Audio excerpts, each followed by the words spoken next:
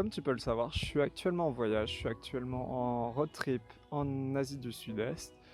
Actuellement, je suis au Laos, à Luang Prabang. Je sais pas si t'entends, il y a un peu de musique derrière moi. Il peut y avoir aussi des bateaux qui passent parce que je suis juste à côté du Mekong. Et tout ça, j'avais envie de te parler de voyage et te dire pourquoi toi aussi, tu devrais voyager. Alors quand je te parle de voyage, c'est plus un voyage solo. Même si t'es une fille, même si t'as peur, un voyage solo, ça t'apporte énormément de choses, beaucoup plus qu'un voyage lorsque tu seras avec tes amis ou avec ta famille. Parce que quand tu seras avec tes amis et ta famille, tu auras toujours ce petit confort, entre guillemets, ces petites habitudes que tu auras justement avec tes proches. Et ça va te rassurer, entre guillemets, ça va te créer une zone de confort à l'étranger. C'est en fait, tu vas justement transporter ta zone de confort. Donc, si on reprend un peu ce que j'ai dit dans ma vidéo sur justement la zone de confort et comme quoi tu devrais en sortir si tu veux évoluer, c'est justement dans cette optique-là, si tu as envie d'avoir de profonds changements en toi, si tu as envie de vraiment, vraiment évoluer et de sentir cette évolution, je t'invite vraiment à voyager de manière solitaire. Je te dis ça alors que ça fait que 2 mois que je voyage. Je te ferai un autre bilan lorsque j'aurai un peu plus crapahuté. Mais je voulais te faire cette vidéo parce que rien qu'à partir de 2 mois de voyage, ce qui est très très peu, j'ai fait que 2 pays. Juste avec ces 2 mois de voyage, moi-même, je sens les changements qu'il y a au fond de moi. Je sens que je suis pas du tout la même personne euh, avant d'être parti. Un point où je me sens vraiment mieux, c'est par rapport à la timidité que je pouvais avoir. Je t'en reparlerai dans une autre vidéo, mais par exemple le fait de voyager, ta timidité elle est explosée. Elle est atomisée, elle n'existe plus. Et tout ça je t'en parlerai justement dans une prochaine vidéo. Mais le point important c'est qu'en fait lorsque tu vas voyager tout seul, tu seras constamment hors de ta zone de confort. Donc déjà tu seras, peu importe la destination, tu seras dans un nouveau pays, donc dans une nouvelle culture, dans un nouvel environnement, de nouveaux paysages. Donc déjà ça c'est magnifique à voir. C'est hyper important d'avoir d'autres points de vue culturels et de voir comment d'autres sociétés peuvent fonctionner. Ça t'apporte énormément de choses, énormément de leçons et tu grandis intérieurement et c'est ça qui est hyper important. Et voyager de manière solitaire aussi, tu seras amené à rencontrer énormément de monde. Mais si tu as envie vraiment d'être tout seul, de te focaliser sur toi-même, c'est entièrement possible et c'est ce que je te conseille aussi de faire. Par exemple, moi, lorsque j'étais au Vietnam, je l'ai un peu, comment je pourrais dire ça, tracé, j'ai rushé, vraiment j'étais là à me dire, ok, je suis en voyage, il faut que je vois absolument tous les trucs qu'il y a à voir au Vietnam. Du coup, j'ai un peu mis les bouchées doubles sur le voyage, alors que j'ai remarqué qu'en fait, ma manière de voyager est celle qui me correspond le plus et qui me fait le plus kiffer, c'est tout simplement de prendre mon temps et de m'imprégner des atmosphères des villes où je suis.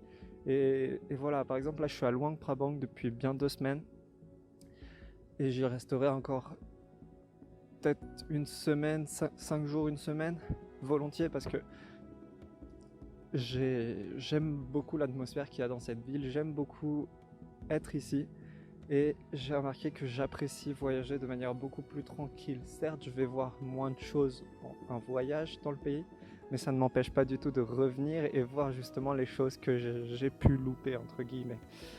Mais du coup, voilà, en fait, je t'invite vraiment à voyager, même si c'est pour une durée déterminée. Excuse-moi, je change de position parce que j'ai très mal au dos, j'ai le dos bloqué. Même si c'est pour une durée déterminée, ce sera déjà hyper important. Le mieux, c'est bien sûr de ne pas avoir de deadline. Comme ça, tu profites vraiment à fond. T'es pas là à te dire merde, je dois rentrer, je sais pas, le 3 mars. Ça risque de te bloquer un peu et justement d'être dans cette optique de je dois voir absolument plein de choses avant de rentrer. Mais tu peux quand même voyager en ayant cette deadline. Il faut juste que tu comprennes que toi, tu auras ton style de voyage qui sera différent des personnes que tu vas rencontrer dans des auberges de jeunesse, qui sera différent des gens que tu as déjà pu rencontrer ou de tes proches, etc., etc. Parce que bien sûr, tout le monde va te donner son avis, tout le monde va te dire « Oh, tu dois absolument voir ça, oh, tu dois absolument faire ça, si t'as pas fait ça, t'as pas visité réellement le Vietnam ou le Laos. » Mais tout ça, tu t'en fous en fait. Vis et voyage de ta, de ta façon, celle qui te correspond, celle qui te fait le plus kiffer en fait. Et tu verras que ça va t'apporter énormément de choses. Déjà, tu auras une confiance qui va se développer, qui va vraiment être boostée.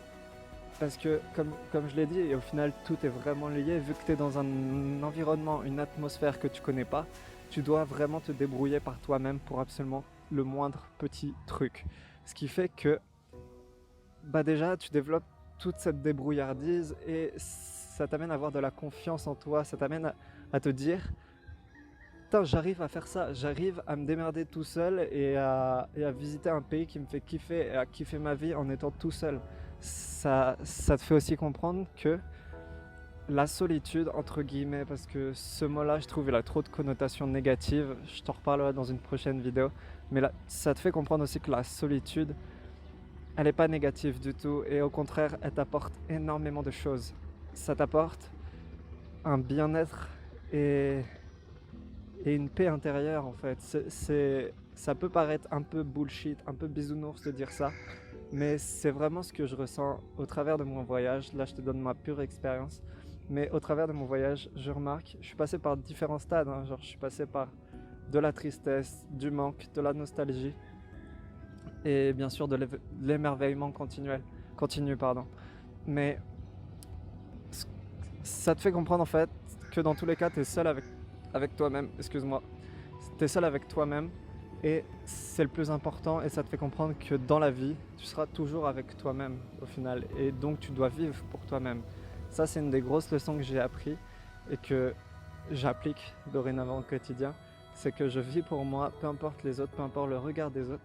Là, si tu veux, je te fais une vidéo. Je suis dans un café. Je suis en bas. Je suis au niveau de la rivière, comme tu peux le voir. Mais là, il y a une terrasse un peu plus haut et tu as tout le monde qui est en train de me regarder. Chose que j'aurais absolument jamais fait avant parce que j'avais trop peur du regard des autres. J'avais beaucoup trop peur de ça et je me posais des barrières tout seul. Alors que là, aujourd'hui, je me dis, bah ok, les gens ils me regardent, je suis en train de tourner une vidéo, moi je me fais kiffer et les gens ils sont intrigués, c'est tout, ça s'arrête là. Et voilà, ça, le voyage, ça t'apporte énormément de leçons, ça te fait rencontrer, comme j'ai dit, des gens qui sont incroyables. Ça te fait vraiment rencontrer des gens qui ont une histoire hyper intéressante.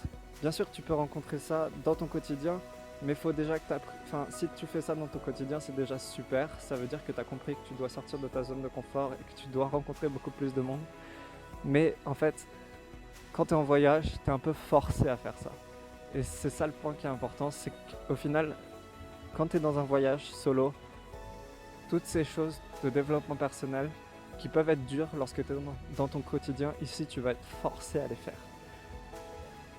Parce que si tu le fais pas, par exemple rencontrer des gens, si tu le fais pas, bah, tu vas réellement rester tout seul dans ton coin. Ça peut être bien sur une période donnée, mais c'est aussi bien de rencontrer des gens parce que l'être humain est un animal social, on est social et on a besoin d'être entouré de personnes, de pouvoir communiquer, etc. etc. Donc certes, c'est bien d'avoir ces périodes seules, mais être avec les autres aussi, c'est très important. Et en fait, tout ça, tu seras forcé à le faire, tu seras forcé à sortir de ta zone de confort parce que tout simplement, je m'en souviens quand je suis arrivé à Ho Chi Minh, je voulais m'acheter une carte SIM pour pouvoir avoir internet et être un peu plus tranquille. Mais j'étais perdu totalement, les gens ils me comprenaient pas, ils savaient pas trop ce que je voulais. Mais j'ai quand même continué, persévéré parce que bah, sinon j'allais pas avoir ce que je voulais et ça aurait été dommage, tu vois.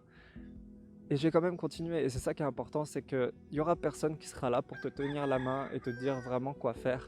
Tu seras vraiment seul par toi-même à te débrouiller et ça t'enseigne énormément. C'est pour ça que c'est important de voyager et j'aimerais que tu le fasses. J'aimerais que tu prennes du temps pour toi. Je sais que ça peut être dur lorsque tu es déjà dans un cursus très commencé, on va dire, genre si tu es dans des études ou si tu as déjà un boulot, etc. etc. Mais dis-toi qu'en France, on a de la chance, on peut avoir des congés pour voyager. J'ai rencontré un prof qui, lui, faisait, alors je ne connais pas les termes, hein, je suis désolé, mais lui, il a bossé 6 mois à l'école Et là, il a pris justement 6 mois pour voyager et c'était la 3e fois qu'il faisait ça. Donc, vraiment, si tu veux vraiment voyager, renseigne-toi et tu réussiras à voyager tout simplement.